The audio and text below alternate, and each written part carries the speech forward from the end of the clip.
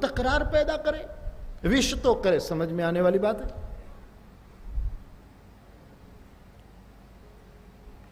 छीना झपटी हुई है।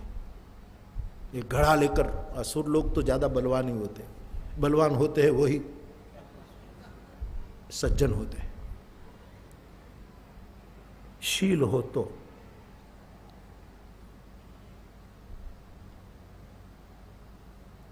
ये देवता है ना, जरा अक्लमंद ज्यादा है, और राक्षस अक्ल शायद कम होगी लेकिन बल ज्यादा है, इसलिए बल में तो वो आगे निकल ही जाता है, निकल जाता है। तो आप जानते हैं कि अमृत का वो कुंभ निकला तो लेकर असुर भागे।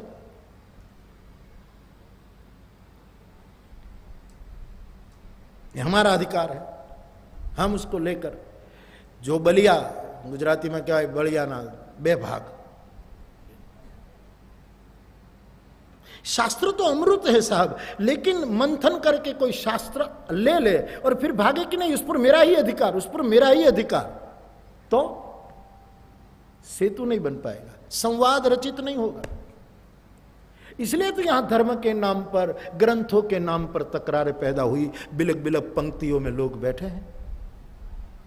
राजेश रेड्डी का शेर मुझे याद आता है, बंबई का शायर, गीता हूं कुर्रान हूं मैं, गीता हूं कुर्रान हूं मैं, मुझको पढ़ क्योंकि इंसान हूं मैं, मुझको पढ़ इंसान हूं। नरसिंह मेहता ने गुजराती में ठीक कहा, शास्त्र तो अमृत है, ये तू धर्मामृतमिदं यथोक्तम पर्युपासते, धर्म तो अमृत है,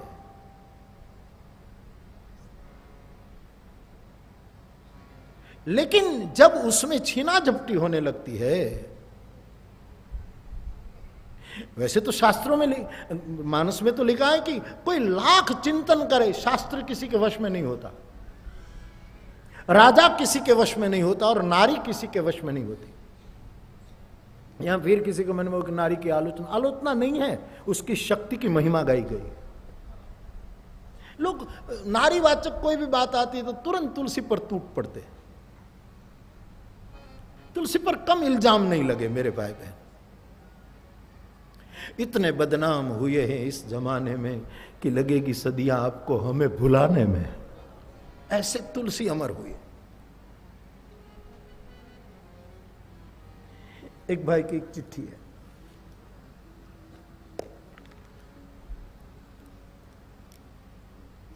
बापू,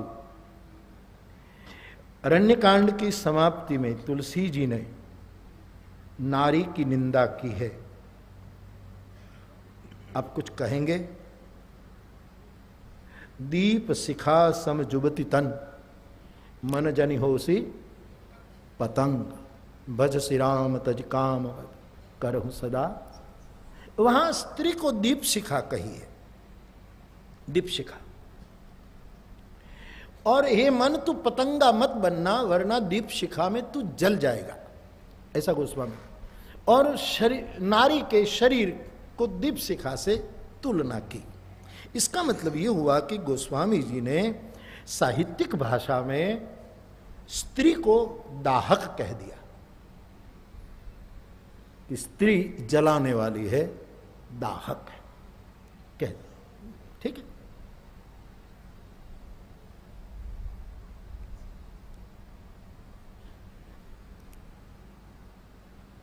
इस पर कुछ कहे बाप। आपका ध्यान केवल एक नारी का शरीर दीप शिखा है और मन पतंगा न बने क्योंकि वो जल जाएगा, इसलिए नारी शरीर दीप शिखा दाहक है, उसी पर ही आप ध्यान। एक दीप शिखा रामायण में और भी है, वहां कितनी बड़ी महिमा। जिस दीप शिखा की आलोचना के रूप में बात होती है, वहां तुलसी जी स्वयं मां जानकी को दीप शिखा कहते हैं। और कितनी महिमावंत दृष्टि से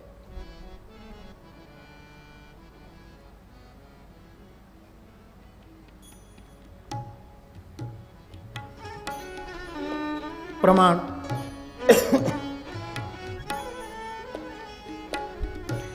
सुंदरता कहूं सुंदर कर, छवि गृह दीप शिखा जन, छवि गृह दीप शिखा जन बर, सुंदरता करूं सुंदर कर,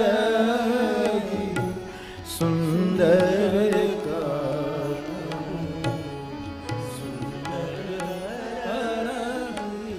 छवि गृह में मानो दीप शिखा जल रही हो, ऐसी जानकी की सुंदरता है जो सुंदरता को भी सुंदरता प्रदान करती है, सौंदर्य को दीक्षित कर देती है। सिया की सुंदरता,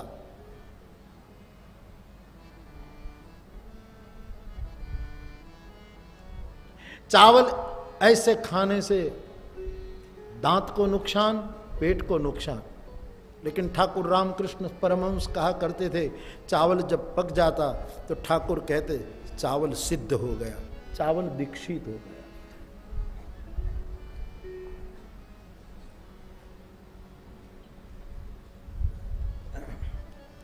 एक दो मिनट भगवान नाम का आश्रय करे, फिर मैं आगे बढ़ूं।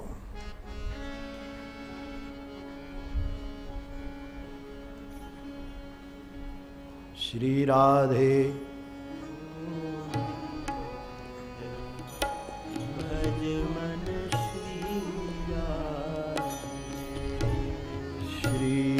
राधे गोविंद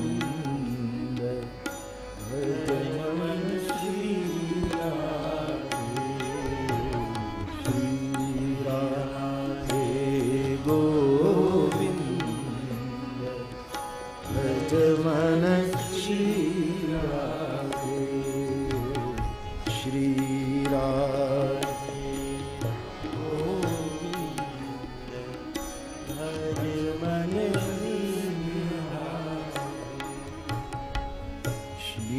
राधे जय जय राधे, श्री राधे जय जय राधे, श्री राधे जय जय राधे, श्री राधे जय जय राधे, श्री राधे जय जय राधे, श्री राधे जय जय राधे, श्री राधे गोविंद भज मन श्री राधे,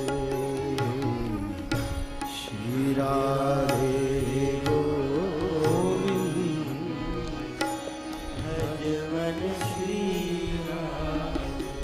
तो बाप चर्चा चल रही है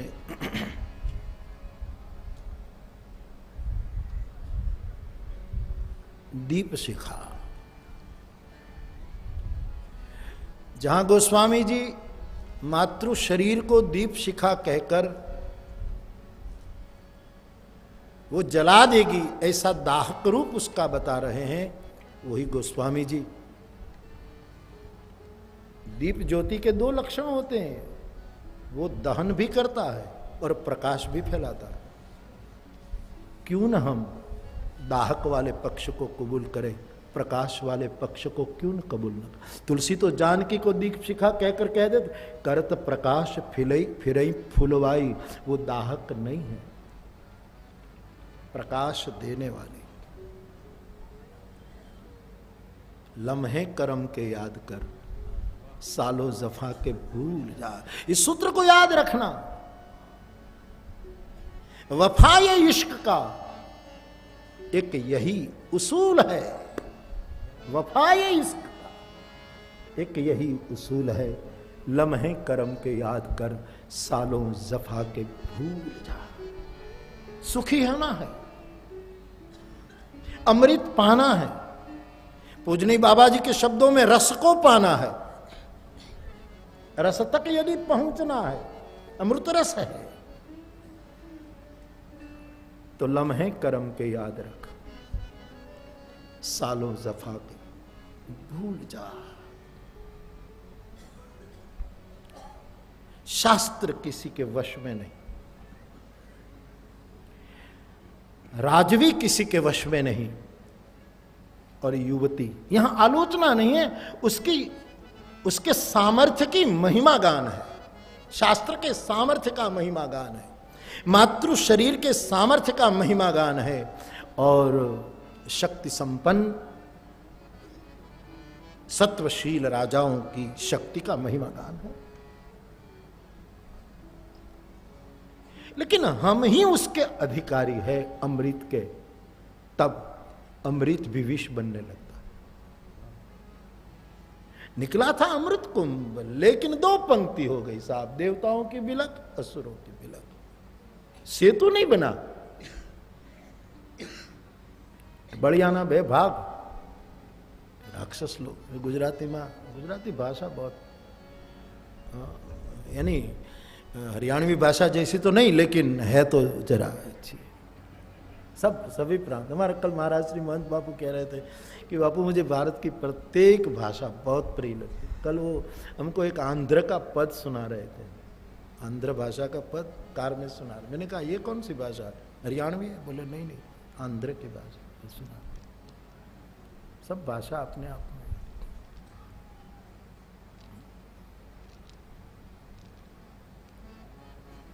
एक गुजराती भाषा सुना, आपको ये न लगे कि गुजरात की बात कर रहे हैं। नहीं, गुजरात की बात नहीं है साहब, पूरे हिंदुस्तान की बात। एक नेता ने, राजकीय नेता ने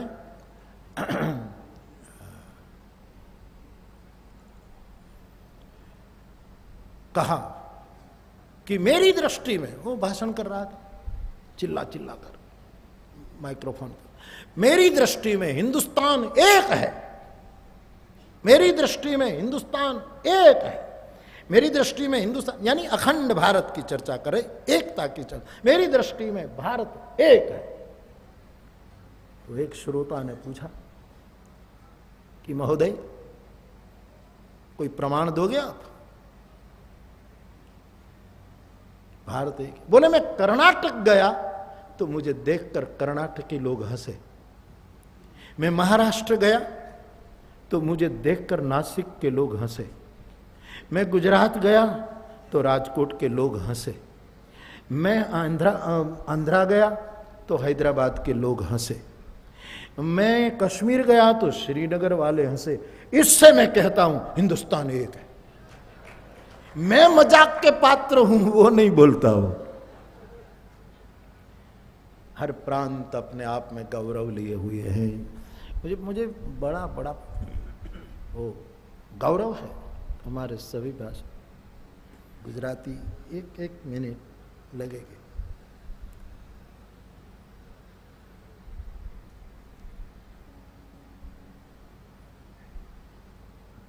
इसमें क्या है साहब कि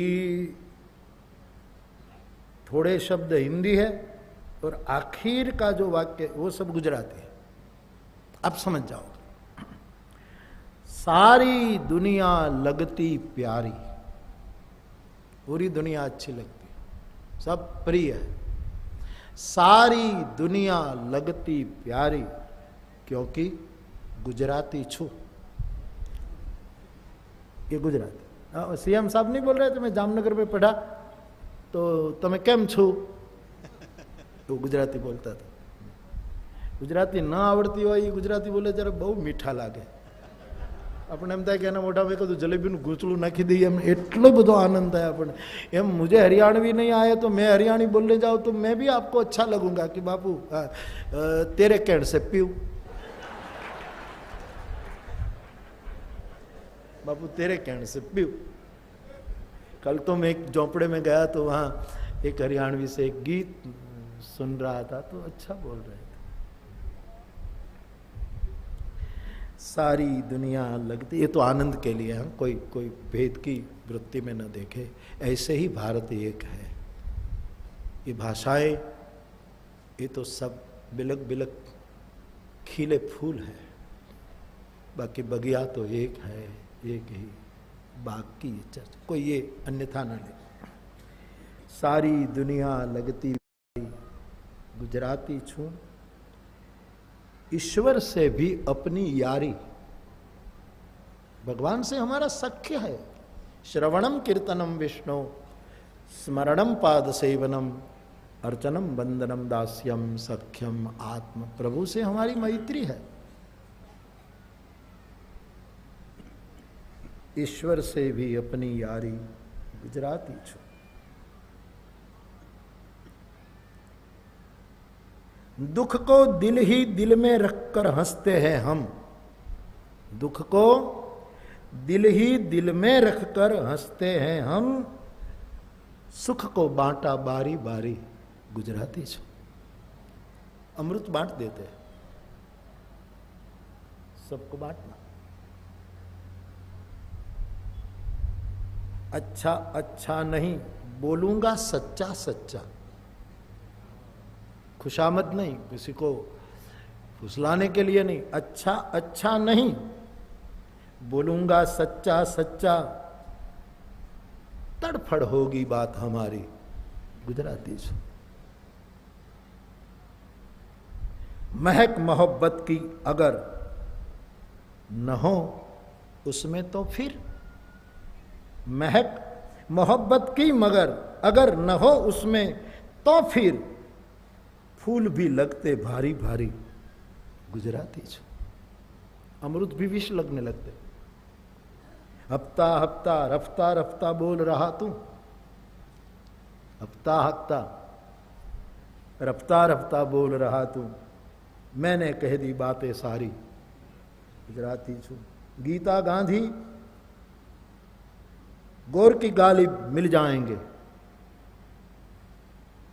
गीता गांधी गालिब मिल जाएंगे, देखोगे मेरी अलमारी, गुजराती छू।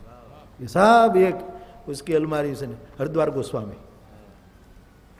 तो बाप हमारी चर्चा चल रही है, बढ़िया ना बेभाग।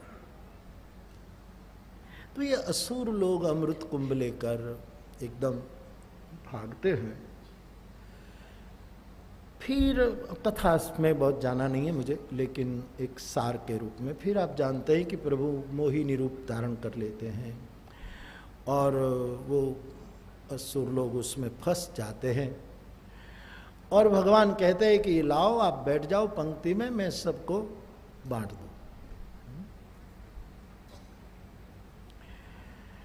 और इधर देवता बैठ गए, उधर असुर बैठ गए, और भगवान मोहिनी रूप अति सुंदर रूप लेकर आए हैं और अमृत वो बांट रहे हैं।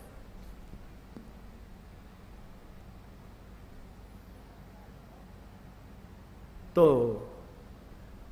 जब बांटने कथा तो आप जानते, फिर वो राहु केतु वाली बात आती है। वहां वो भगवान वो देवताओं की पंगत में बैठ गए। देखो अमृत पाने के लिए कितना छल हो रहा है, सोचो तो। अमृत जैसी परम वस्तु को पाने के लिए छल कितना एकत्रित हो रहा है। यहां विष्णु भगवान भी तो ये रूप लेकर आए हैं, छलने वाला। हां, लोक मंगल के लिए जरूर माना।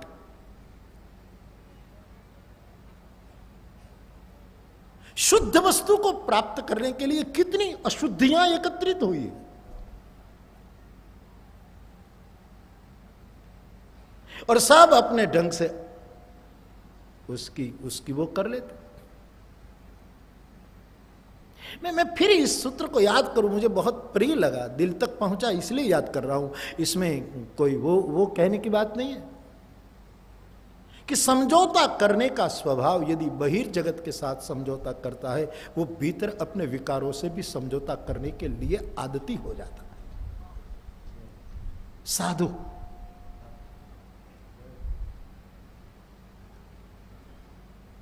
उसी पर मैं कल भी बोला था कि यदि हमारी वृत्ति निंदक है तो हम कभी अपने गुरु की भी निंदा करेंगे। क्योंकि वृत्ति जो है, कहां जाओगे? प्रवृत्ति कुछ भी हो चिंता मत करो, वृत्ति की बहुत चिंता करो। प्रवृत्ति कुछ भी, चोखा मेला मरे हुए पशु को ढोता था साउथ में, सजना कसाय मांस काटता था, रैदास चमार इस कुंड के पानी में चमड़ा धोता था। प्रवृत्ति ऊपर से देखने तो बिल्कुल अभद्र लगती है, लेकिन वृत्तियां ऐसी, कौन इनकी शरण में नहीं गए। वैसे प्रवृत्ति देखो तो ऊपर ऊपर से भगवान कृष्ण की प्रवृत्ति भी कई उंगलियां उठा देगी कि यहां भगवान झूठ बोला, यहां वादा किया, फिर तोड़ा, यहां ये किया, यहां ये किया। खबर नहीं कृष्ण पर कितनी उंगलियां उठी है। प्रवृत्ति देखोगे तो, लेकिन वृत्ति देखो तो समः सर्वेषु भूतेषु मद भक्तिम लभते पराम। इस समता को कहीं आंच नहीं आई।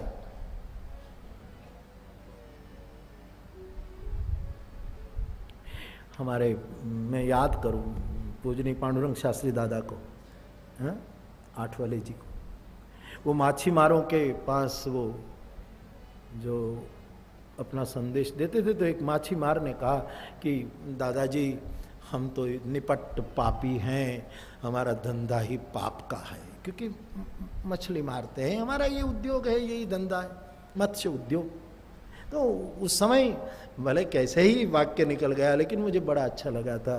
तो आपने कहा था कि ये तुम्हारा धंधा पाप का नहीं है, बाप का है। जैसे चमार का बेटा चमड़ा धोएगा, ये धोया, ये परंपरा। तेरी वृत्ति अच्छी है ना, इसका मतलब कोई ये ना करे कि फिर हम इस बात पर फिर मछली को मारने लगे। गलत मैसेज मत लेना।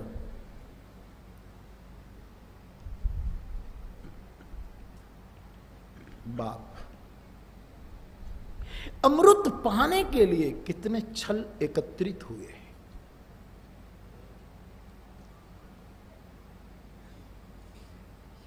और भगवान ने कहा कि पहले मैं देवताओं को पहले पिला दूं। हमारे गुजराती में तो लिखा है पंक्ति भेद प्रभु कर से।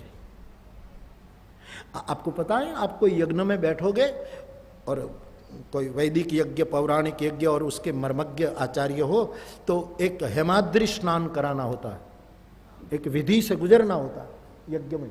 और उसी में जब पापों की गिनती जो आती है कि मैंने ये पाप किए हो तो इससे मुक्ति मिले, ये पाप, इनमें एक पाप आता है, मैंने कभी मेरे जीवन में पंक्ति भेद किया हो, तो हे प्रभु इसी पाप से मुझे मुक्त करो।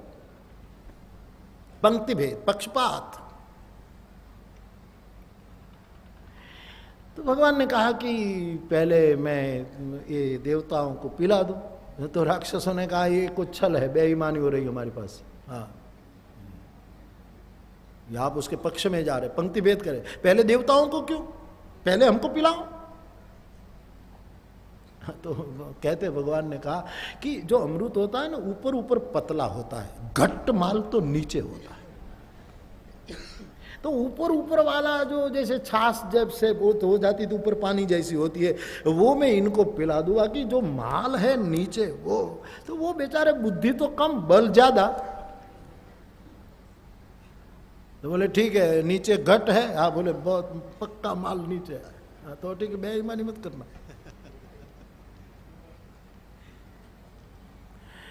लेकिन इनमें भी कुछ लोग बुद्धिमान भी थे। इनमें राहु केतु है। दुनिया वांझ तो नहीं, हर अयोध्या में मंथरा होती है और हर एक लंका में विभीषण हुआ करता है। ब्रह्मा की सृष्टि सटी हुई है गुण दोष से, जड़ चेतन से मिश्रित ये सर्जन है।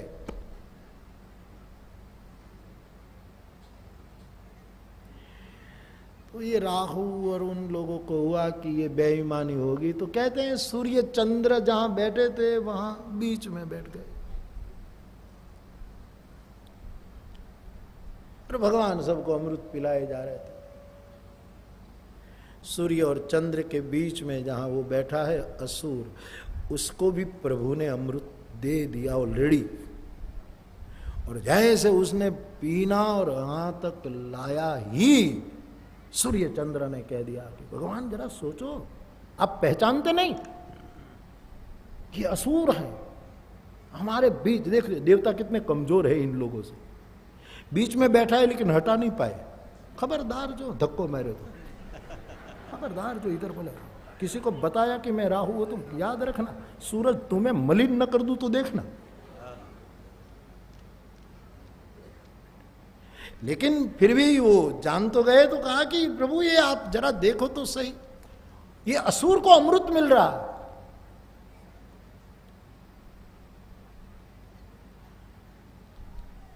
और वहां एक बहुत बड़ा सुंदर सूत्रात्मक वाक्य आया है कि जब चंद्र और सूर्य ने कहा कि आप इस असुर को प्रभु पहचानते नहीं, बोले मैं पहचानूं न पहचानूं छोड़ बात, तो ये असुर कैसे अधिकारी बन गया अमृत का? बोले वो मुझे पहचान गया कि ये परमात्मा है, और मुझे जो पहचान जाए उसको अमृत न मिले तो और क्या मिल सकता है। मुझे पहचानने वाला कोई भी हो, समः सर्वेषु भूतेषु, अमृत उसको मिलना चाहिए। वो मुझे पहचान गया कम से कम। सेतु नहीं बना, मेरे रामचरितमानस की दृष्टि में सेतु अमृत है।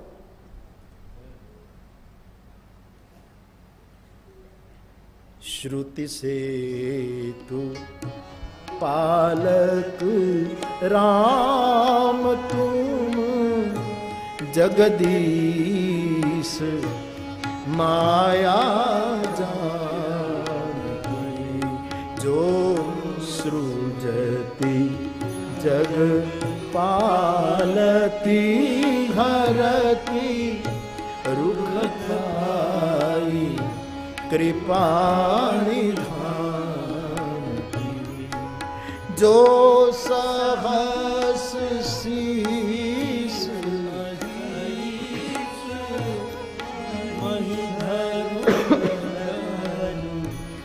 सचराचर धनी, सुरकाज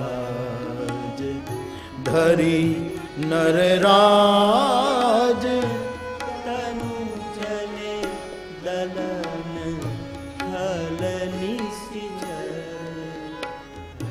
और चलो माना कि देवता अमृत पी गए, अमर हो गए, लेकिन कितना बड़ा सूत्रपात होता है हमारे जीवन के लिए कि अमृत पीने से देवता अभय हो अमर हो गए, लेकिन अभय और निर्भय कभी नहीं हो पाए। तो फिर अमृत और जहर में क्या फर्क रहा साहब? समग्र जीवन देवता निर्भीक नहीं हो पाए।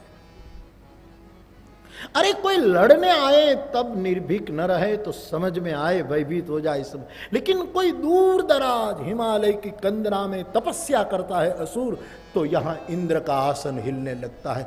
अभय गया अमरता, छोड़ो इस अमरता को जो हमारे अभय को छीन ले। गीता का अमृत क्या है? अभयम सत्व संशुद्धि, हमें अभय मिले। हनुमान जी ने भगवान राम को क्या कहा? सुग्रीव को संकेत करते हुए प्रभु को ऋषिमुख पर्वत की तलेटी में से भगवान को हनुमान जी ने कहा कि भगवान ऐसन नाथ मैत्री कीजिए, इस सुग्रीव से आप मैत्री करो। प्रभु ने कहा क्यों? दीन जानी ते ही अभय करीजे, ये अभयामृत। अरे चंद दिनों की जिंदगी अभयता में बीते तो अमरता है, और लाख दीर्घायु आदमी हो लेकिन निर्भय न हो, क्या अर्थ है जीवन का?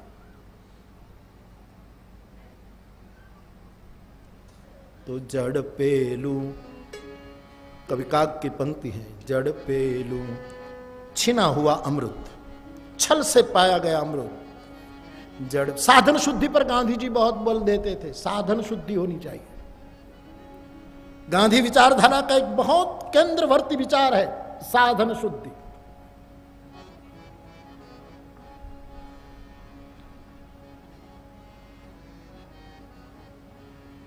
अच्छे साधन से काम करना चाहिए, सिद्ध साधन से काम करना चाहिए। गोस्वामी जी इन शब्दों को एक दूसरे संदर्भ में पेश करते हैं। साधन सिद्धि राम पगने अमोही लखी परत भरत मत हे।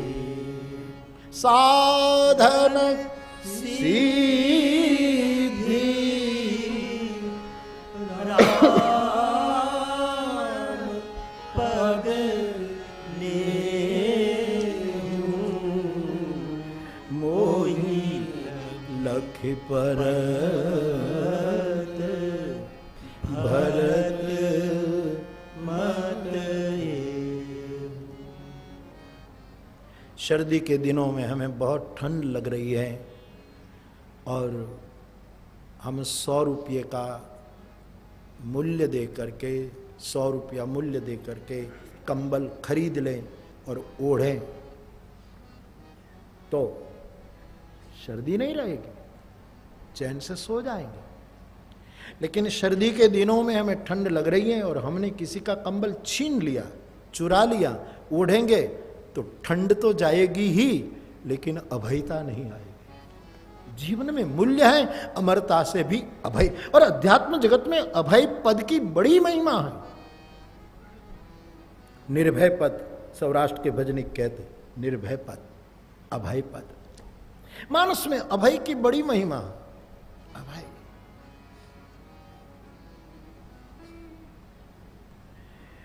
तो बाप, ये देवता लोग अमृत पी करके अमर हो गए, निर्भय नहीं हो पाए। छीनी हुई चीज आदमी को शायद सुख दे सकती है, शांति न दे।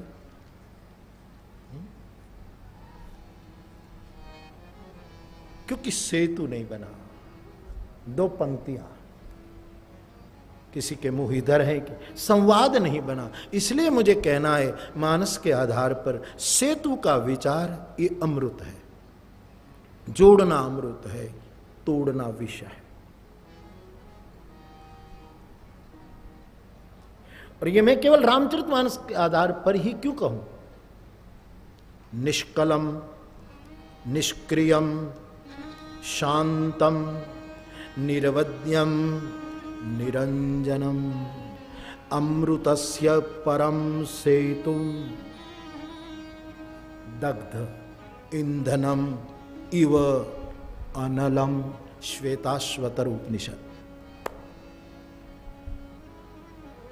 धर्मस्य परमम सेतु, अमृतस्य परमम से, ये श्वेताश्वतर उपनिषद का सूत्र है। निष्कलम, समस्त कलाओं से जो मुक्त है। इसका मतलब उसमें कोई कला नहीं। मानस में तो लिखा है सकल कला गुण धाम, और उपनिषदकार कहते हैं निष्कलम, कोई कला नहीं, कलाओं से मुक्त है। क्योंकि लोगों में कला होती है लेकिन कलाओं का बंधन होता है, और इस परम तत्व में कला होते हुए कला का कोई बंधन नहीं है, कला से मुक्ति। हम कलाओं से बंधित हैं, ये मुक्त है। निष्कलम, कोई कला नहीं। निष्क्रियम, कुछ करना नहीं। शांतम, बिल्कुल शांत। निर्वध्यम, कोई उसकी निंदा न कर सके। निर्दोष जो तत्व है। निरंजनम, निर्लेप तत्व। अमृतस्य परम चैत सेतु, जो अमृत तत्व का परम सेतु है, एक ब्रिज है। कैसा? दग्ध इंधनम इव अनलम। ईंधणा बड़ी गया होय અને પછીનો જે तेजस्वी अग्नि दिखाई दे, ऐसा जो तत्व है वो अमृत का सेतु है। अमृतस्य परम सेतु, ऐसा उपनिषदकारों ने गाया। इसलिए मुझे आज इस अमृत की खोज में कहना है, यदि हमें अमृत चाहिए तो सेतु बनाओ। रामायण में 2 सेतु तो प्रधान है। एक जनकपुरी से सेतु की शुरुआत हुई, अयोध्या की ओर सेतु आया, और दूसरा रामेश्वरम से शुरू हुआ और लंका तक गया। एक राम ने बनवाया, एक राम के पिता के आगमन के कारण जनक की ओर से बनाया गया।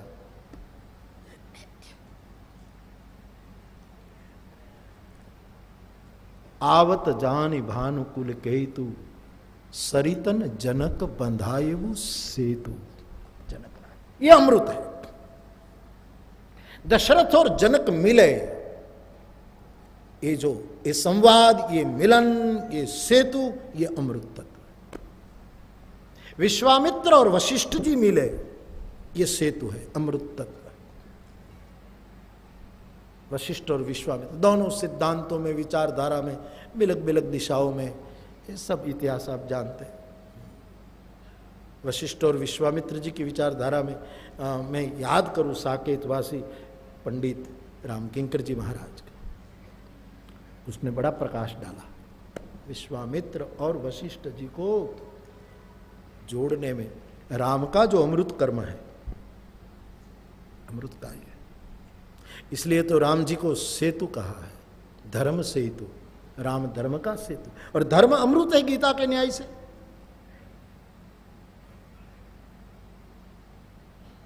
श्रुति सेतु पालक राम, भगवान राम श्रुति सेतु के रक्षक है, पालन करता है। तो मेरे भाई बहन, हम अपनी ओर से थोड़ा यत्न करें समाज में सेतु निर्मित करने का, ताकि अमृत के कुछ बूंद प्राप्त हो। कल जो सायंकाल के प्रवचनों में जो यत्न की बात हो रही थी कि अपनी ओर से कुछ यत्न हो, कुछ हो। इंसान यत्न करेगा क्योंकि इंसान की सीमा है। देखो, भरत जी को एक इंसान के रूप में आप कुछ देर के लिए समझ लो। तो भरत जी अयोध्या से निकले राम मिलन के लिए, चले, पैदल चले तो सब लोग पैदल चलने लगे, फिर माँ के कहने से रथ में बैठे, जो यात्रा है। लेकिन चलते चलते चलते भरत जी का ये यत्न बहुत चला जरूर, लेकिन आखिर हम इंसानों की एक सीमा है। चित्रकूट के आंगन तक, द्वार तक हनुमान भरत जी का पुरुषार्थ काम कर गया, लेकिन वहां पुरुषार्थ की सीमा आ गई, अपना यत्न पूरा हो गया। फिर तो पुकार और प्रार्थना के सिवा कुछ नहीं बचा। इसलिए गोस्वामी जी लिखते हैं,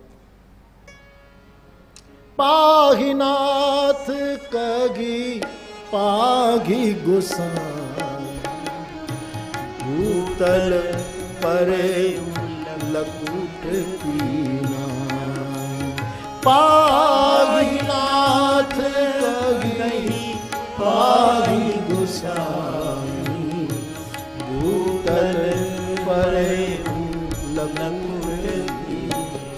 पाहि माम, पाहि माम। फिर आगे यात्रा संभव थी। विनय पत्रिका में गोस्वामी जी लिखते हैं, यह कलिकाल सकल साधन तरु है, श्रम फलनी फरोसो, नाहिन आवत आन भरोसो। यत्न भी तो हमारे हैं और हम सीमित हैं, इसलिए कहीं तो थकेंगे ही। और यह सभी साधन का अर्थ है साधक को थका देना, और थक जाए फिर कहे हे मालिक, हे मेरे परम, हे प्रभु। फिर ये पुकार का प्रदेश शुरू हो जाता है। सभी साधनों का अर्थ है साधक थक जाए, कम से पूरा का पूरा एक बार थक जाए, फिर पुकार करे। अपने कर्तृत्व का समस्त अहंकार का बोझ भार बन जाए, इतने थक जाए कि यह भार नीचे फेंक दे। राजस्थान से एक यात्री संघ वृंदावन गए, तो एक मंदिर में, वैसे तो कहानी होगी लेकिन समझने के लिए, तो सब ये देहाती लोग थे, सिर पर गठरियां, पोटलियाँ लिए हुए गए हैं, जैसे देहातों में यात्रा होती थी, अंदर खाने की चीज जो संबल बंबल जो साथ में रहता था वो लेकर गए बेचारे। तो बांके बिहारी के मंदिर में वो पहुंचे तो वहाँ एक सूचना दे दी गई कि भाई अपनी अपनी गठरियाँ जो है वो मंदिर में लाने की मना, सब बाहर रख दो, फिर प्रवेश। अपनी सब पोट की लेकर आओ, मंदिर प्रवेश नहीं। तो देहाती भले भोले सादे लोग बड़ी श्रद्धा से गए थे, सब ने अपनी अपनी पोटली बाहर रखी और जैसे अंदर जाने लगे तो फिर आदेश मिला कि नहीं नहीं, आपको सुनाई नहीं देता, यहां का नियम है, सब गठरिया बाहर रखो। तो सबने कहा माफ करिएगा प्रभु, आपके साथ वाद विवाद करना हमारा वो नहीं, विनय क्षमा करें, लेकिन हमारे सिर पर गठरिया कहाँ है, कोई पोटली तो है ही नहीं, रख दी है। बोले ऊपर नहीं है, भीतर बहुत है, अंदर की गांठ छूट जाए फिर बांके बिहारी के दर्शन, सब छूट जाए। जड़ चेतन ही ग्रंथि पर गई, यद्यपि मृषा छूटत, अहम की गठरी। जब तब ये सब साधन थकाने वाले साधन। आदमी थक जाएगा फिर कहेगा हे हरि, हरि तुम बहुत अनुग्रह कीनो, साधन धाम विबुध दुर्लभ तनु, हम ही कृपा करी दीनो, हरि तुम बहुत अनुग्रह कीनो। तो बाप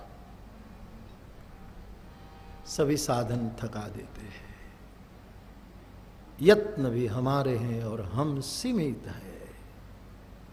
भरत जैसे संत महापुरुष, हंस जिसको गोस्वामी जी कहते, भरत हंस रविवंश तड़ागा, जन्मी किन्ह गुण दोष विभागा।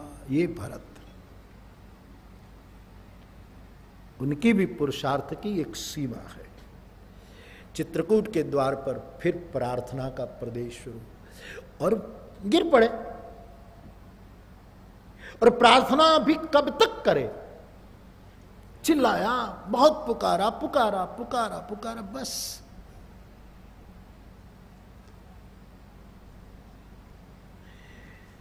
मेरे पास एक शेर है,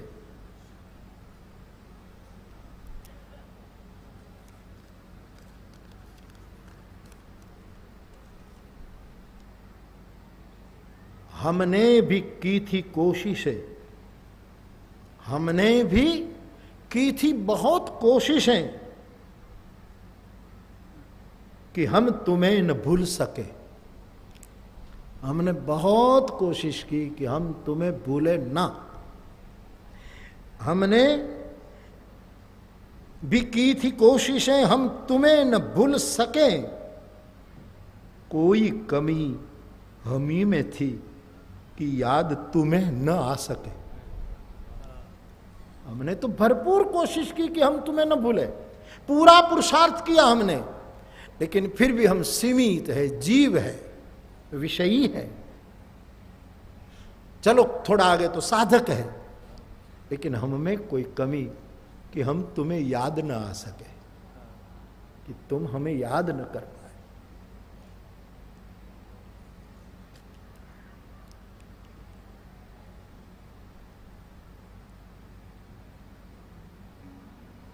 कुफल सा जुबां पे था,